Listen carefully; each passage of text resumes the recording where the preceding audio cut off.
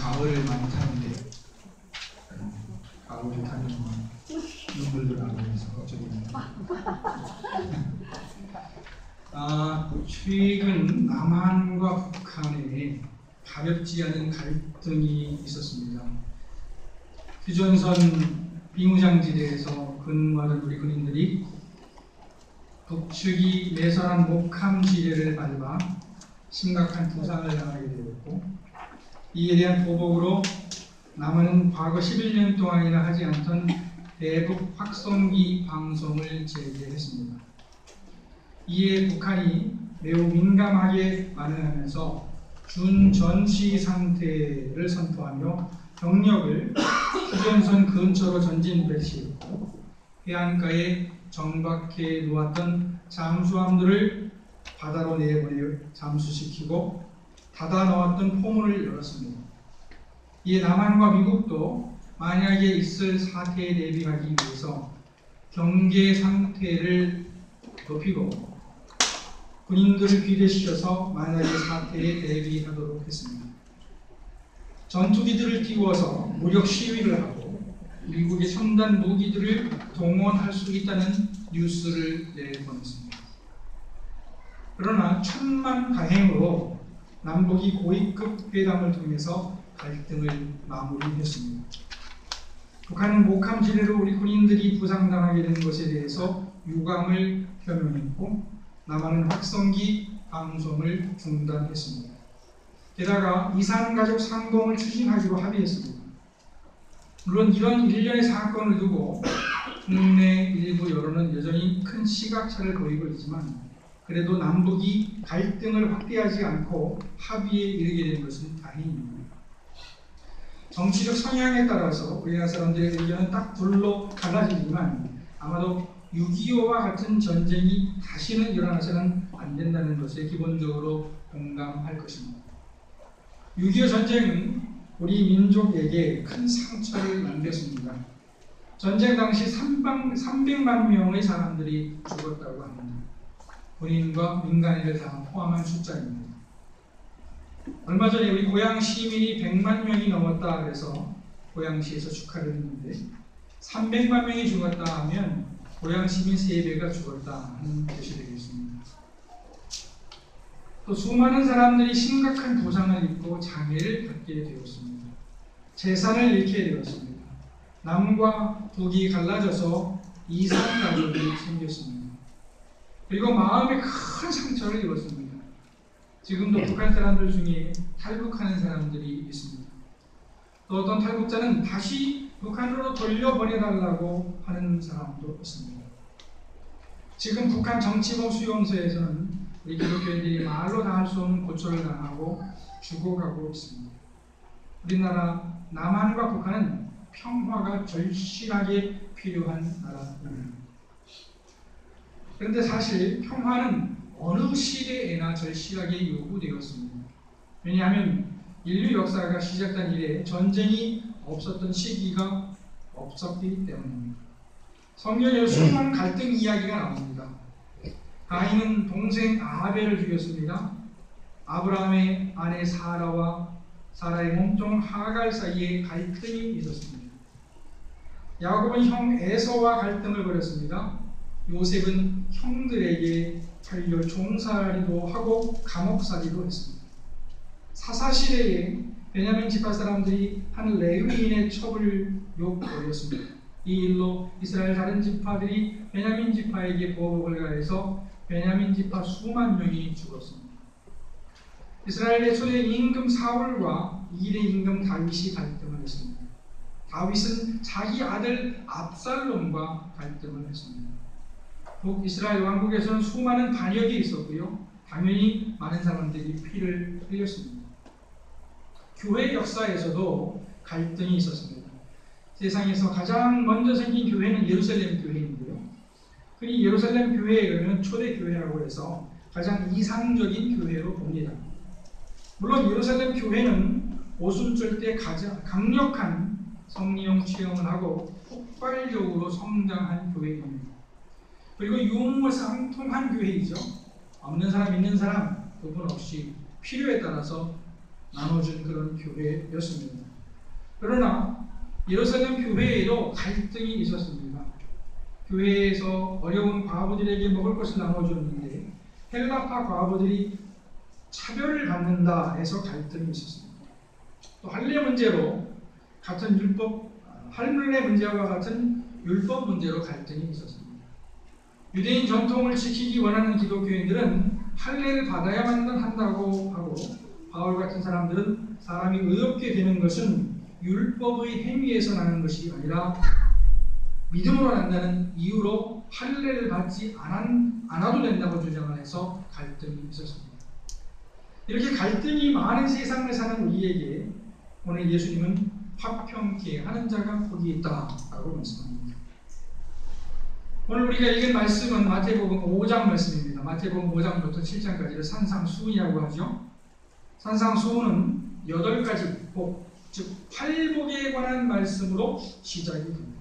심령이 가난한 자는 복이 있나니 로부터 시작해서 의를 위해서 핍박을 받는 자는 복이 있나니로 끝나는 팔복의 말씀으로 시작합니다.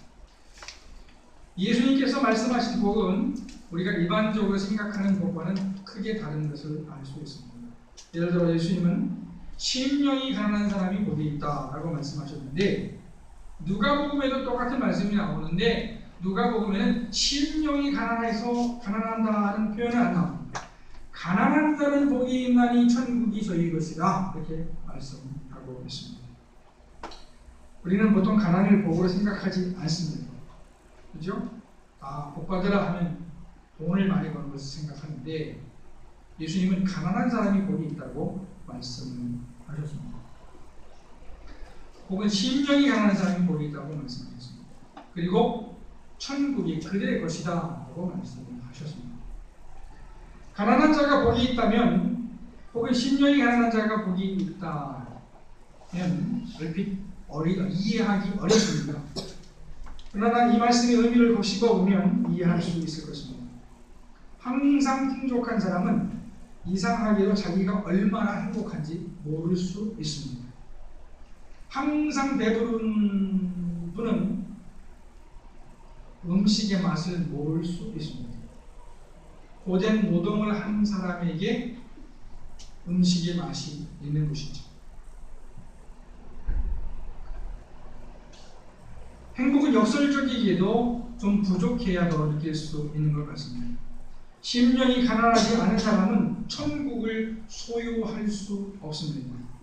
그 마음속에 교만이 가득 찬 사람은 천국을 소유할 수 없습니다. 욕심이 가득 찬 사람은 천국을 소유할 수 없습니다.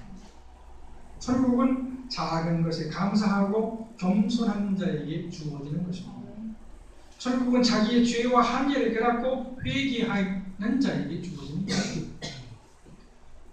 물론 예수님의 팔복 선언은 잘 새겨드리면 이해할 수 있지만, 그러나 분명히 우리가 생각하는 복과는 다른 복을 말하고 있기 때문에 상당히 도전적인 말씀들입니다. 충격적인 말씀들입니다. 그리고 우리가 가지고 있는 기존의 생각을 흔들어 버리는 말씀들입니다. 화평케 하는 자가 복이 있다는 말씀은 다른 복에 관한 말씀보다는 쉽게 수긍할 수 있는 말씀인 것 같습니다. 아마 이 복은 이기주의자가 보면 복이 아닐지도 모르겠습니다. 왜냐하면 화평하기 위해서는 이기적이서는 화평할 수가 없기 때문이죠. 이기주의자에게 중요한 것은 나이고 남이 어떻게 되든 상관없기 때문입니다. 하지만 조금이라도 다른 사람을 배려하고 공동체를 생각하는 사람이라면 화평케 하는 일의 중요성을 인정할 것입니다. 화평케 하는 자의 복은 7번째로 언급된 복입니다. 마태복음이 화평케 하는 자의 복을 7번째로 언급한 것은 아마도 이 복이 복 중에 제일 중요한 복이라고 생각했기 때문일 것입니다. 왜냐하면 복은 7이라는 숫자는 완전한 숫자이고 화평케 하는 복을 7번째 두었기 때문입니다. 화평케 하는 화평한 상태는 천국의 상태입니다. 천국은 화평이 있는 상태이고 지옥은 화평이 없는 상태입니다. 쉽게 우리의 가정을 생각해 보면 알 수 있는데요. 부부간에도 작은 갈등이라도 있으면, 여러분 부부간에 작은 갈등이 있으면 어떻습니까? 즉시로 지옥이 됩니다. 저는 수시로 느낍니다. 그것을 화평했다가 조금이라도 갈등이 있다 그러면 즉시로 이제 대화가 차단이 되고 맹귀류가 흐르면서 지옥이 됩니다. 그리고 자녀들도 영향을 받게 되죠. 부모 자식 간에도 마찬가지입니다. 조금이라도 화평이 깨지게 되면 우리는 이내 불행한 것을 잘 깨달을 수 있습니다. 화평은 갈등이 많은 세상에서 최고의 가치입니다. 그렇다면 어떻게 하면 우리가 평화를 누릴 수 있겠습니까? 무엇보다도 하나님과의 관계가 정상화되어야 합니다. 하나님과의 평화가 깨지면 인류의 평화도 깨지게 되어 있습니다. 하나님을 떠난 인간은 형제를 미워하게 되어 있고 갈등하게 되어 있습니다. 그리고 평화를 누리기 위해서는 제일 먼저 하나님과 평화해야 됩니다. 하나님과 화평해야 됩니다. 하나님이 주시는 그 평화를 마음속에 누릴 수 있어야 합니다. 하나님이 너를 내가 사랑한다고 하시는 말씀을 들을 수 있어야 됩니다. 남이 아무리 나를 미워하더라도 하나님이 나에게 말씀하기를 내가 너를 사랑한다 라고 은밀히 말씀하시는 그 말씀을 내가 확실히 들을 수 있다면 그 모든 어려움들을 극복할 수 있을 것입니다. 아멘. 하나님이 너의 죄를 용서했다고 말씀하시는 음성을 들을 수 있어야 합니다. 아멘. 하나님이 내가 내 마음을 안다고 하시는 말씀을 들을 수 있어야 합니다. 아멘. 세상에서 성공하지 못했다 하더라도 하나님이 우리 마음 가운데 계시고 하나님의 음성이 들린다면 우리 마음속에는 평화가 있을 것입니다. 아멘. 그러나 아무리 세상에서 성공했다 하더라도 하나님이 주시는 평화가 우리 마음에 없다면 불행할 따름입니다. 아멘. 절대적인 평화를 누리기 위해서는 절대자인 하나님과의 관계가 정상화되어야 합니다. 아멘. 또한 평화를 누리기 위한 덕목들이 있습니다. 성경의 인물들을 통해서 그들이 평화를 누렸던 이유를 생각해 보겠습니다. 우선 아브라함을 생각해 보겠습니다. 아브라함은 조카 롯과 땅 문제 때문에 갈등을 빚었죠. 아브라함과 롯은 갈대아 우르에서 같이 나와서 가나안 땅에 같이 들어왔습니다. 롯은 아브라함의 하나밖에 없는 조카였습니다. 롯이죠. 아브라함과 롯은 가나안 땅에 와서 서로 의지하면서 사이좋게 지냈습니다. 하지만 그들이 키우던 가축들이 많아지면서 문제가 생겼습니다. 가축들이 많아지니까 좁은 목초지에서 같이 가축들을 기를 수 없었습니다. 아브라함의 일꾼들과 롯의 일꾼들이 목초지를 놔두고 서로 다투게 되었습니다. 따라서 아브라함과 롯도 마음이 편치 않았습니다. 잘못하다가는 삼촌과 조카 사이에 큰 싸움이 생기게 되었습니다. 이때 아브라함은 양보를 결단하고 롯을 불러서 서로 떨어지자고 제안합니다. 갈등이 심할 때 떨어져 있는 것도 하나의 방법입니다. 그리고 선택권을 롯에게 주죠. 롯이 더 좋은 목초지가 있는 동쪽을 택하게 됩니다. 그리고 아브라함은 서쪽에 남게 됩니다. 평화가 있기 위해서는 양보가 있어야 됩니다. 양보. 우리 운전하다 보면 양보라는 말 써있죠. 영어로 yield라고 하는데 양보가 있어야 됩니다. 내 것을 포기할 수 있어야 합니다. 물론 그렇다고 해서 무턱대고 모든 것을 포기할 수는 없을 것입니다. 그러나 최소한 내가 조금 손해본다는 마음을 가지고 살아야 평화가 있을 수 있습니다. 특별히 조금이라도 더 가진 사람이 조금 더 양보해야 할 것입니다. 우리나라에는 비무장지대가 있죠. 비무장지대는 남북의 평화를 위해서 양측이 모두 포기한 지역입니다. 만약 우리가 내 것을 지키겠다고 하나도 양보 못하겠다고 한다면 필연적으로 다른 사람과 부딪히게 될 것입니다. 왜냐하면 나의 것과 다른 사람의 것이 만나는 지점에서 서로 양보하지 않으면 충돌이 일어날 수밖에 없기 때문입니다. 예를 들어서 집주인이 있고 세대로 사는 사람이 있는데 집주인도 양보해야 될 것이 있고 세대로 사는 사람도 양보해야 할 것이 있습니다. 그렇지 않고 서로 일일이 시비를 가겠다고 하면 맨날 싸움하다가 걸리는 거예요. 또 우리가 평화를 누리기 위해서 요셉을 생각해 보겠습니다.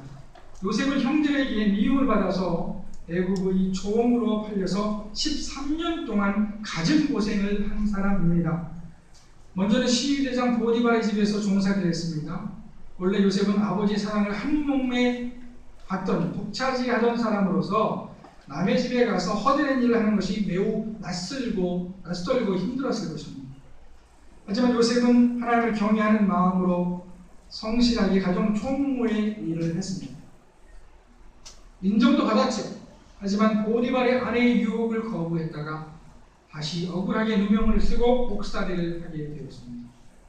아마도 요셉은 옥에 들어가서 기가 막혔을 것입니다. 도대체 내가 왜 이런 고생을 해야 하는 생각을 했을 것입니다. 그러나 요셉은 감옥에서도 하나님을 경외하는 마음으로 수감 생활을 했고 결국 바로의 꿈을 해석하고 애굽의 국무총리가 되었습니다. 요셉은 이후에 감옥이 들어 형들이 먹을 것을 찾아 자기에게 왔을 때 결국 그들을 용서했습니다. 물론 하나님의 뜻을 깨달은 요셉이 또 크게 성공한 요셉이 형들을 용서하는 것은 당연한 것이었다고 생각할 수 있습니다. 그러나 반대로 생각할 수 있습니다. 요셉은 형들 때문에 13년이라는 세월을 갖은 고생을 하면서 살았습니다. 감옥에 갇히기까지 했습니다. 사람이 제일 참기 힘든 게 억울한 일인데 억울한 일을 당했습니다. 그렇다면 요셉은 자기가 억울하게 고생하게 한 이복 동생들을 형들을 미워해서 그들을 죽일 수도 있었을 것입니다. 물론 약간의 요셉이 형들을 어렵게 하지 않은 것은 아니었죠. 그렇지만 요셉은 하나님을 경외하는 믿음이 있었고 하나님의 섭리를 깨달았고 그래서 그 형들을 용서할 수 있었습니다. 평화가 있으려면 용서가 있어야 됩니다. 나에게 상처를 준 사람을 용서하는 것은 결코 쉬운 일이 아닙니다. 그러나 진정한 평화가 있으려면 용서해야 됩니다. 예수님은 우리에게 용서하라고 말씀하십니다. 하루에 70번씩 7번이라도 용서하라고 말씀하십니다. 예수님은 우리가 하나님께 용서를 받은 것을 기억하라고 말씀하십니다. 하나님이 우리의 모든 허물을 용서해 주셨으니 너희도 형제의 허물을 용서해 주라고 말씀합니다. 예수님을 생각해 보겠습니다. 예수님은 요셉처럼 자기를 죽이는 사람들을 용서하셨습니다. 우리는 예수님에게서 용서를 배울 수 있습니다. 또한 예수님에게서 비폭력을 배울 수 있습니다. 예수님은 돌아가시면서 저항하지 않으셨습니다. 베드로가 칼을 사용했을 때에 꾸짖으시고 칼을 치우게 하셨습니다. 예수님은 돌아가실 때 저주하시고 돌이라도 던지실 수 있으셨을 것입니다. 그러나 그렇게 하지 않으셨습니다. 우리가 어떤 문제를 해결하기 위해서 폭력을 생각할 수 있습니다. 그러나 폭력은 해결 방법이 아닙니다. 여러분 폭력을 생각하시지 않나요? 저는 폭력 생각할 때가 많아요.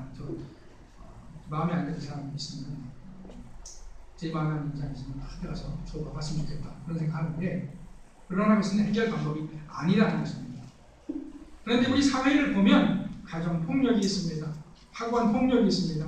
직장 폭력이 있습니다.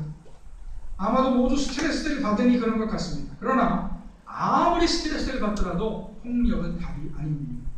폭력을 정당화해서는 안 됩니다. 물론 자녀를 양육하면서 따끔하게 회초리로 종아리를 떼는 놈들은 허용될 수 있을지 모르겠습니다. 그러나 그것도 부모가 절제하지 못한 상태에서 분풀이로 한다면 그것도 폭력이 됩니다. 폭력을 당한 사람은 상처를 입고 또 가해자가 된다고 합니다. 자기가 맞아봤으니까 안 때려야 되는데 맞아서 그 상처가 되고 딴 사람을 때리게 된다는 것입니다.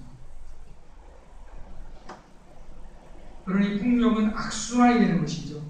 폭력의 악순환의 고리를 끊기 위해서는 누가 폭력을 중단해야 할 것입니다. 그리고 그것이 내가 되어야 할 것입니다. 며칠 후에 중국에서 전승절 기념 행사를 한다고 합니다. 이때 중국 최첨단 무기들을 선보일 예정이라고 하는데요. 얼마 전에 러시아에서는 전승절 행사가 있었습니다. 각 나라에서 자기들의 힘을 과시하는 것은 이해가 됩니다. 과시하고 싶잖아요. 그렇죠? 저도 축구를 좀 하다 보니까 종아리에 근육이 생겼어요. 그래서 제가 맨날 자랑합니다. 누구한테 보여주면 나 이렇게 근육이 있다? 그리고 자랑해요. 아마 중국 사람들이 최첨단 무기를 보여주려고 하는 것은 우리 힘이 있다? 라고 자랑하려고 하는 것이겠죠. 그것은 이해가 됩니다. 그러나 만약 인류가 자기들이 개발한 소위 최첨단 무기를 제대로 관리하지 못한다면 인류는 공멸하게 될 것입니다. 마지막으로 사도 바울에게서 평화를 배울 수 있겠습니다. 바울 서신을 보면 바울이 계속해서 교회의 화평을 강조하는 것을 볼 수 있습니다. 그것은 교회에서도 그만큼 갈등이 있었기 때문입니다. 고린도 교회가 대표적인 교회죠. 교회도 많은 교회들이 갈등을 겪었는데 특히 교리적인 문제들로 많은 갈등을 겪었습니다. 고린도전서 13장 말씀을 사랑장이라고 부르는데요. 또 그 전에 고린도전서 12장 말씀은 은사장이라고 부릅니다. 고린도전서 12장 말씀에는 여러 가지 은사가 나오는데 그러나 바울이 강조하는 것은 은사의 다양성이 아닙니다. 그것은 교회의 통일성입니다. 교회가 화목해야 한다는 것입니다. 은사는 여러 가지나 믿음은 같다고 했습니다. 은사는 여러 가지나 성령은 같다고 했습니다. 그래서 고린도전서 13장 말씀에서 성령, 사랑을 강조하는 것입니다. 아무리 은사가 많으면 뭐합니까? 사랑하지 않으면 소용이 없다는 것입니다. 바울은 교회의 평화를 강조했지만 정작 바울 자신도 갈등으로부터 완전히 자유로울 수는 없었습니다. 바울을 공격하는 사람들이 있었기 때문이죠. 바울의 마음에 들지 않는 사람들이 있었기 때문입니다. 물론 바울은 이단에 대해서는 단호히 배격했지만 그러나 그렇지 않은 문제에 대해서는 최대한 포용하려고 노력했습니다. 자기를 변호하면서 어쩔 수 없이 자기 이야기를 할 때는 최대한 자기를 낮추었습니다. 한때 자기와 심한 갈등을 빚었던 마가를 용서했습니다. 바울에게서 배울 수 있는 평화의 비결은 예수 그리스도를 중심으로 하는 것이었고 타인의 입장을 최대한 존중하고 최대한 포용하는 것이었습니다. 화평케 하는 사람은 보이겠습니다. 저희가 하나님의 아들이라고 일컬음을 받을 것입니다. 화평은 하나님과의 화평에서 시작됩니다. 그러나 동시에 화평하기 위해서는 많은 노력이 필요합니다. 양보해야 하고요, 용서해야 하고요, 포용해야 하고요, 존중해야 하고요, 또 말 조심도 해야 합니다. 화평하면 천국이고 불화하면 지옥입니다. 우리가 생각할 것도 많고 해야 할 일도 많은 세상입니다. 자칫 잘못하면 화평이 깨지기 쉬운 세상에서 우리가 살고 있습니다. 하나님께서 우리에게 베푸신 사랑과 은혜를 기억하시고 예수님처럼 평화를 도모하시는 저와 여러분 되시기를 축원합니다. 아멘. 기도하시겠습니다.